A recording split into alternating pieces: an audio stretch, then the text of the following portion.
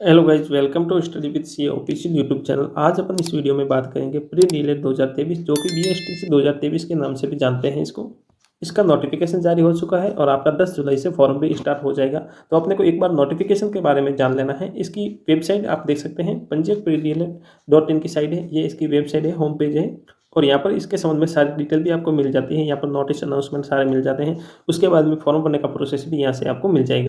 आपके फॉर्म की डेट यहाँ पर दे दी गई है, 10 जुलाई से शुरू हो जाएगा, 30 जुलाई लास्ट डेट रखी गई है। उसके अलावा आपको किसी हेल्पलाइन का जरूरत पड़ता है तो आप हेल्पलाइन पे भी संपर्क कर सकते हैं। यहाँ पर आपको संभागवाई हेल्पलाइन भी मिल जाता है। आप अपना फॉर्म फिलअप करना चाहते हैं तो फॉर्म भरने से पहले एक बार इस नोटिफिकेशन को जरूर देखें। ये वीडियो आपके लिए हेल्पफुल होने वाला है। डीएलएड 2023 से संबंधित अन्य जानकारी पाने के लिए हमारे यूट्यूब चैनल को सब्सक्राइब करें, जिससे आने वाले वीडियो की जानकारी आपको सर्वप्रथम मिल सके। तो यहाँ पर दोस्तों अपन बात करें, आगे चलते हैं। यहाँ पर आपको डीएलएड की डेट मिल जाती है, जो कि 10 से 30 जुलाई रखी गई है। उसके बाद में अपन आगे चलते हैं। यहाँ पर शैक्षणिक योग्यता आप देख सकते हैं। शैक्षणिक योग्यता के संबंध में आपके पास में 12th कंप्लीट होना चाहिए, यानी कि आपका एग्जाम का जो फॉर्म फिलअप है उसकी लास्ट डेट तक आपके पास में कंप्लीट डिप्लोमा होना चाहिए, जो कि 12th का होता है। और उसके अंतर्गत भी आपको यहाँ पर ध्यान रखना है, डीएलएड सामान्य और डीएलएड संस्कृत दोनों के फॉर्म फिलअप हो रहे हैं। सामान्य जो स्टूडेंट हैं जनरल कैटेगरी के, उनके 50% होना चाहिए। उसके अलावा जो रिजर्वेशन कैटेगरी आती है उनमें 45% उनका 12th में होना अनिवार्य है। यहाँ पर आपको मुख्य बिंदु दिया गया है, जिसके अंतर्गत आपको बताया गया है कि 49.99% या 44.99% है वो भी स्टूडेंट इसके लिए अयोग्य है, वो भी पात्र नहीं है। तो आपका 50% या 45% कंप्लीट होना जरूरी है। यहाँ पर एज दे दी गई है, एज के अंतर्गत आपकी 28 साल तक होनी चाहिए अधिकतम। उसके बाद में विधवा, तलाकशुदा या परित्यक्ता महिला है, उनके लिए कोई बंधन नहीं है। और कैटेगरी जो रिजर्वेशन कैटेगरी है उनको भी यहाँ पर 5 साल की रियायत दी जाती है। उसके बाद में आप देख सकते हैं यहाँ पर आरक्षण प्रणाली, जो राजस्थान सरकार द्वारा जिस तरह आरक्षण दिया जा रहा है वो सारे आरक्षण है इसमें भी लागू रहते हैं। आपको फॉर्म फिलअप करने के लिए पंजीयक डीएलएड.in की साइट है, उसके माध्यम से फॉर्म भरना है। और फॉर्म की फीस है जो आप ऑनलाइन पेमेंट कर सकते हैं, debit card, credit card, net banking या ई मित्र के माध्यम से अपना फॉर्म फिलअप कर सकते हैं। और फॉर्म के लिए आप अपने कंप्यूटर के माध्यम से, मोबाइल के माध्यम से या ई मित्र के माध्यम से फॉर्म फिलअप करवा सकते हैं। और आपको फॉर्म की पीडीएफ है जो अपने पास रखनी है, हार्ड कॉपी भी अपने पास रखनी है, कहीं पे भी सेंड करने की जरूरत है। अगर आपका सिलेक्शन होता है तो उस समय इसकी जरूरत पड़ सकती है। उसके बाद में आप देख सकते हैं यहाँ पर उसका फीस कैटेगरी दे दिया गया है, जिसके अंतर्गत जो सामान्य स्टूडेंट है या संस्कृत के स्टूडेंट हैं अगर एक पाठ्यक्रम करना चाहते हैं 450 रुपये है। उसके अलावा सामान्य संस्कृत दोनों में फॉर्म फिलअप करना चाहते हैं तो उसके लिए 500 रुपये का फीस है। ये फीस किसी तरह का रिफंडेबल नहीं है। यहाँ पर बोर्ड का हेल्पलाइन नंबर, मोबाइल नंबर और ईमेल आपको मिल जाता है। अब आपको आवेदन करते समय किन किन बातों का ध्यान रखना है, जैसे कि आप देख पा रहे हैं आपका फोटो, हस्ताक्षर और आपका अंगूठा का निशान है, जो 100 KB से ज़्यादा नहीं होना चाहिए, जो जेपीजी के मोड में आपको फॉर्मेट को अपलोड करना होता है। उसके बाद में आपको यहाँ पर आपका कैटेगरी सर्टिफिकेट है, माध्यमिक, उस माध्यमिक है सर्टिफिकेट आपके पास में होना जरूरी है।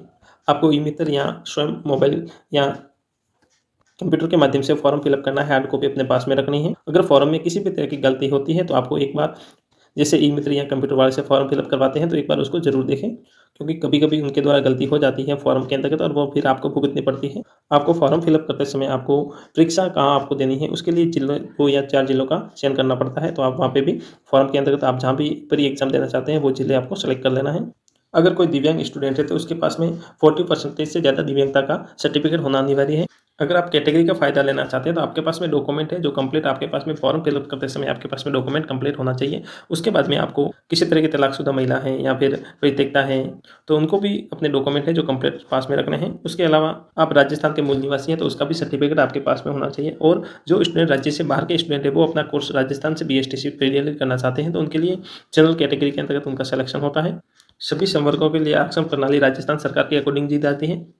और मुख्य बात स्टूडेंट को यहाँ पर ध्यान रखना है, स्टूडेंट का स्वयं का खाता भी होना चाहिए, क्योंकि खाते की डिटेल भी देनी पड़ती है। और अगर आपको भविष्य में जब काउंसलिंग होती है उसमें भी खाते की जरूरत पड़ती है तो आपका बैंक खाता ओपन होना चाहिए। और कोई भूतपूर्व सैनिक या आश्रित रक्षा से बच्चे हैं तो उसके अंतर्गत आपको यहाँ पर ध्यान रखना है। इसके अंतर्गत जो आर्मी, नेवी और एयरफोर्स के स्टूडेंट हैं, कोई भूतपूर्व सैनिकों के या रक्षा आश्रितों के, तो वही इसके लिए पात्र हैं। उसके अलावा बीएसएफ, सीआरपीएफ अन्य कोई भी पात्र नहीं है।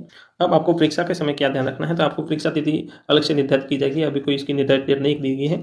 जैसे ही आपका एग्जाम होता है उससे 7 दिन पहले आपको यहाँ पर प्रवेश पत्र है जो डीएलएड की साइट पे मिल जाता है। उसके आपको एग्जाम के समय जो आधा घंटा पूर्व है परीक्षा केंद्र पर पहुंचना होता है। आपको एग्जाम के समय आपको जो ओमर शिप दी जाती है उसके अंतर्गत आपके क्वेश्चन के आंसर फिलअप करने पड़ते हैं। और किसी तरह की त्रुटि होती है तो आपको यहाँ पर बुकलेट सेंड करवा देना है।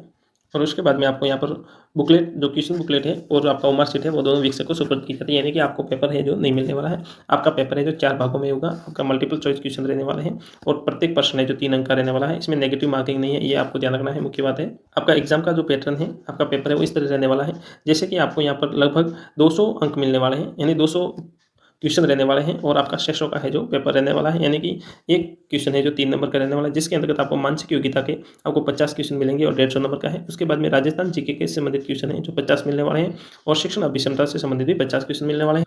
उसके बाद में आपको यहाँ पर ध्यान रखना है, आपको द भाग के अंतर्गत जो चौथा भाग है इसके अंतर्गत आपको 3 लैंग्वेज दी हुई है। तो आपको फर्स्ट में इंग्लिश लैंग्वेज देना है, उसके बाद में सेकंड में आप संस्कृत और हिंदी दोनों में से एक सेलेक्ट कर सकते हैं। जो सामान्य स्टूडेंट है वो हिंदी को सिलेक्ट कर सकते हैं, जो संस्कृत डीएलएड करना चाहते हैं वो संस्कृत का टॉपिक है सेलेक्ट कर सकते हैं। यहाँ पर आपको ध्यान रखना है, आपको पेपर सॉल्व करते समय जो अंग्रेजी का भाग है, इंग्लिश का भाग है, वो सब स्टूडेंट को सेलेक्ट करना जरूरी है। उसके बाद में जो सेकंड भाग है संस्कृत का, जो संस्कृत से डिप्लोमा करना चाहते हैं वो कर सकते हैं, और हिंदी से करना चाहते हैं जो सामान्य से, वो हिंदी का भी सिलेक्ट कर सकते हैं। और अगर कोई स्टूडेंट सामान्य डीएलएड करना चाहता है तो वो भी द के सेकंड भाग में संस्कृत का चयन है जो कर सकता है। उसके अलावा जो आपका पेपर होगा उसके अंतर्गत आपको ऑब्जेक्टिव क्वेश्चन मिलने वाले हैं, तो आपको ABCD के अंदर जो भी सही होता है उसके अंतर्गत काले या नीले पेन से आपको पॉइंट करना पड़ता है, यानी गोला काला करना पड़ता है। यहाँ पर ओमार शीट के संबंध में जानकारी दी गई है, तो ओमार शीट कैसे बनते हैं उसके लिए मैंने प्रत्यक्ष से वीडियो बनाया जो इस वीडियो के डिस्क्रिप्शन में भी आपको मिल जाएगा। अब अपन बात कर देते हैं प्री-डीएलएड 2023 के अंतर्गत जो आपका पाठ्यक्रम किस तरह रहने वाला है, यानी कि आपका क्या सिलेबस रहने वाला है। जैसे मेंटल एबिलिटी को अपन देखते हैं तो इसके 50 क्वेश्चन रहने वाले हैं मेंटल एबिलिटी के, और आपका 150 अंक का रहने वाला है, जिसके अंतर्गत आपको रीजनिंग मिलेगी, एनालॉजी यानी को तार्किक योग्यता है, दो वस्तुओं की आंशिक समानता और असमानता है, फिर आपको विभेदीकरण है, समानता के संबंध में एनालिसिस है एंड लॉजिक थिंकिंग, इससे संबंधित आपके 50 क्वेश्चन रहने वाले हैं। उसके अलावा राजस्थान जीके के अंतर्गत आपको 50 क्वेश्चन 150 अंक का है, इसके अंतर्गत आपको ऐतिहासिक पक्ष है, उसके बाद राजनीतिक है, कला साहित्य और संस्कृत से संबंधित मिलेगा, फिर आपका इकोनॉमिक टॉपिक मिलेगा, ज्योग्राफी के टॉपिक है, फिर लोक जीवन से संबंधित है, और सोशल सामाजिक पक्ष से संबंधित है, और पर्यटन से संबंधित आपके क्वेश्चन रहने वाले हैं। यानी ये ऑल ओवर राजस्थान जीके से संबंधित रहने वाला है। उसके बाद में आपको यहाँ पर ध्यान रखना है शिक्षण विषमता के संबंध में जो टीचिंग एप्टीट्यूड है, इसके अंतर्गत आपको शिक्षण अधिगम है, नेतृत्व गुण है, सृजनात्मक है, सतत एवं व्यापक मूल्यांकन है, संप्रेषण कौशल है, और व्यावसायिक अभिवृद्धि है, और सामाजिक संवेदना से संबंधित आपके क्वेश्चन रहने वाला है। और आप इसके लिए दोस्तों है जो लक्ष्य की गाइड है, यानी जो भी आपको सुटेबल लगे वो गाइड एक बार रीड आउट कर सकते हैं, उससे आपको शिक्षण अभिक्षमता के अंतर्गत आपका पेपर है जो क्लियर हो जाता है। उसके बाद में जो 2 भाग है जिसके अंदर फर्स्ट आपको इंग्लिश लेना है और सेकंड आप दोनों सेलेक्ट कर सकते हैं दोनों में से। जो संस्कृत से करना चाहते हैं तो वो तो संस्कृत लेना ही है, जो सामान्य डीएलएड करना चाहते हैं वो हिंदी भी ले सकते हैं और संस्कृत भी ले सकते हैं। तो आपको यहाँ पर देख सकते हैं, यहाँ पर इंग्लिश के अंतर्गत जो कंप्रहेंसिव है, स्पोर्टिंग एरर है, नरेशन है, और प्रीपोजिशन है, आर्टिकल है, कनेक्टिव है, और करेक्शन ऑफ सेंटेंस है, काइंड्स ऑफ सेंटेंस है, सेंटेंस कंप्लीशन है, टेंस है, वोकेबलरी है, सिनोनिम्स है, ऑटोनिम्स है, वन वर्ड है, और स्पेलिंग एरर है। ये आपके क्वेश्चन रहने वाले हैं। उसके बाद में आप संस्कृत का यहाँ पर सिलेबस देख सकते हैं। फिर आपको हिंदी का सिलेबस मिल जाता है, जिसके अंतर्गत आपको जैसे शब्द ज्ञान है, इसके अंतर्गत आप देख सकते हैं पर्यायवाची शब्द है, विलोम शब्द है, युग्म शब्द है, वाक्य विचार है, शुद्धिकरण है, अशुद्धिकरण है, और जो मुहावरे कहावतें संधि समास उपसर्ग प्रत्यय और काव्यांश के लिए एक शब्द सार्थक शब्द, ये आपके सिलेबस रहने वाला है। तो आपको इस तरह है जो इन टॉपिकों की पूर्णतः तैयारी करनी है। आशा करते हैं वीडियो अच्छा लगा आपको। प्री-डीएलएड 2023 के संबंध में किसी भी तरह का क्वेश्चन है तो इस वीडियो के कमेंट बॉक्स में दे सकते हैं, हम आपकी पूरी सहायता करेंगे। आपका फॉर्म भरने का प्रोसेस जो हमने प्रत्यक्ष से वीडियो बनाया है वो इस वीडियो के डिस्क्रिप्शन में भी मिल जाएगा, उसको जरूर रीड आउट करें। आपको फॉर्म फिलअप करने से पहले एक बार इस वीडियो को जरूर देख लेना है, जिससे आपको फॉर्म से संबंधित जानकारी है जो मिल जाती है। ऐसे ही हमारे साथ जुड़े रहने के लिए हमारे यूट्यूब चैनल को सब्सक्राइब जरूर करें। Thank you.